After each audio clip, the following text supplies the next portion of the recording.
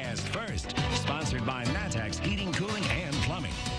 Well, we've got some rain showing up on the Storm Tracker Doppler. A lot of it closer to I-70 here down to Shelby County near Neoga. We'll sell right there. Otherwise, we kind of back this up, take you back 3 hours. We had far more in the way of thunderstorm activity earlier, but look at those storms that really kind of faded away as they were into Christian and Macon counties. And now we're just seeing a couple of those little isolated storms left. It is warm where it has not rained at all. Still lower 90s, but it feels like the mid and even upper 90s. How about 97 in Danville, 99 in Paris, the current heat index. This evening, it's going to stay muggy again, a storm or two, but most of us probably stay dry. There's another opportunity for some storms later tonight. We'll show you that in our feature track coming up. WCIA 3 News starts right now. Now from WCIA 3 News. We're less than a week away from the sentencing phase in the Brent Christensen trial. Who wants to push it back? People tend to panic when things like this happen. Almost 2 days after a storm blew through the area, it's again causing problems, where the power went out today. Danville is on track to get a casino, and tonight the mayor will be presenting his plan at City Council. I'll be here to tell you what happens. You're watching your local news leader. This is WCIA 3 News at 6. We have breaking news right off the top tonight. The Champaign County coroner says a toddler is dead after being shot by a pellet rifle. This happened yesterday on Rosewood Drive between Meadow and Greendale Drives in Champaign. The coroner says 1-year-old Lauren Brown was pronounced dead at the hospital. She was shot in the chest. The coroner's office, along with Champaign police, are investigating.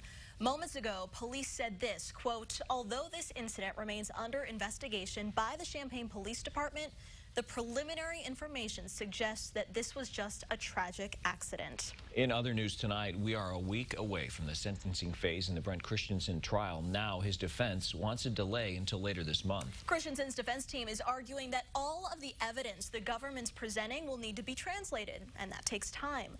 Christensen kidnapped and killed U of I scholar Yingying Zhang 2 years ago. He was convicted of the crime last week. WCIA 3's Courtney Bunting is live in our newsroom tonight. So, Courtney, why do they say this is going to take so long?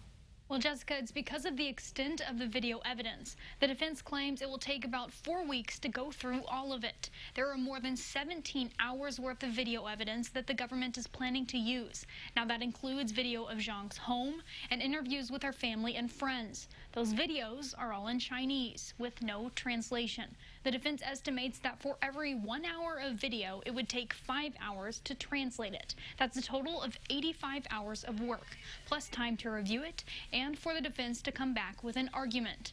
Now, the defense is asking that the sentencing phase is delayed until July 29th to give time for that translation process. Right now, it's scheduled to start on Monday. The other option would be to just leave out all of that evidence.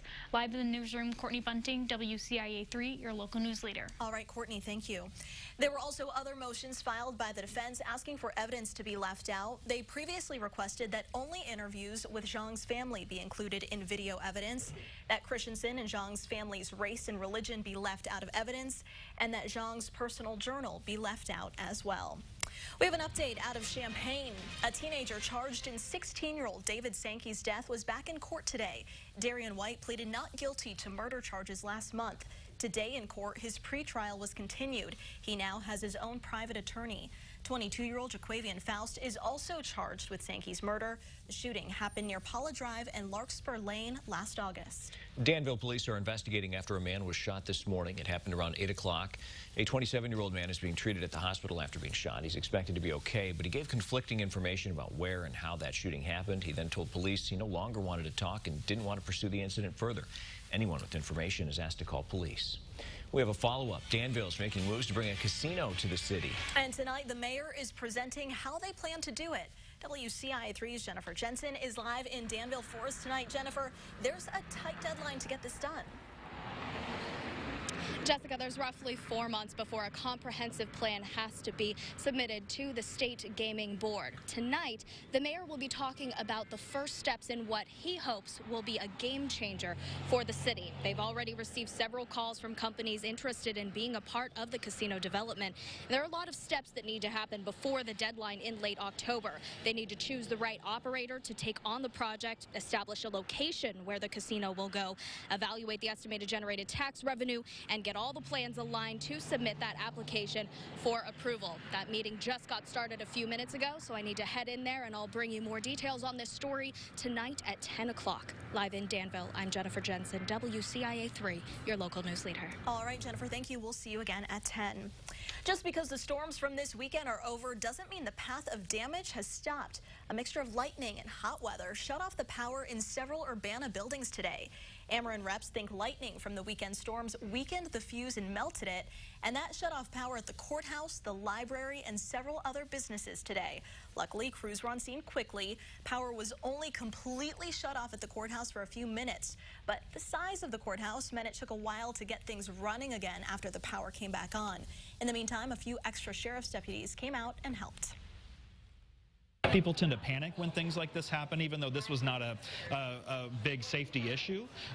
You know, it's the unknown part of it. And so, you know, we, from what I've seen so far, they did their job to just make sure everybody here was made as aware as possible and then as safe as possible. Deputies say the longest the power was actually out at the courthouse was about 5 minutes. After that, a generator kicked in. During those 5 minutes, they say they did a physical search of bags. The wands they use for that are battery operated. We have new details on the building in Danville. It continues to crumble. The owners say they're working to keep decades of history from falling to pieces. A couple bought Collins Tower a year ago with the intent of turning it into a place of entertainment. It needed a lot of work, and it still does. Now a lane of traffic is closed as the building's facade is still falling. WCIA 3's Jamie Mays is with us. Jamie, you were out there today. How is that building holding up? Right, Jessica. I saw construction crews working on the property, and parts of the stone were chipped, and there were braces on parts of the building. The outside of the tower appears it isn't holding up so well, and it's concerning some people who live there. It's a building with a lot of space, history, and some would say great potential. Collins Tower. Collins buildings I thought was going to be nice for the community with the Collins coming in and taking over the building. But some are wondering what's going on that's causing these walls to still come crumbling down. It's kind of sad, you know. It'd be nice to really see it in better condition. The building, formerly known as Brazee Tower, was built about a century ago. The Collins built it with the original plans to turn it into a hotel and amusement park. Then they decided on a restaurant, retail, and living space, but those aren't finalized plans. It would be great to have some sort of like other source of entertainment, you know, like all ages type of entertainment, because there's not really a whole lot of that. The mayor has made it clear before safety is his main concern. Protecting the public from the falling exterior, an issue that is still being fixed several months later. It's a danger hazard if it's fallen and there's people walking, because there's a lot of traffic on Main Street, you know, pedestrian traffic and vehicle traffic. It definitely needs some work to get it back up to standards. So I hope they get it done. The owners tell me they are still working on rehabilitation, but while they do, part of the street below has been cut off from traffic of any kind. There's probably a necessity to block it all off. It's kind of inconvenient, but we're better safe than sorry. The owners say they will release a statement about the status of construction when the time is right.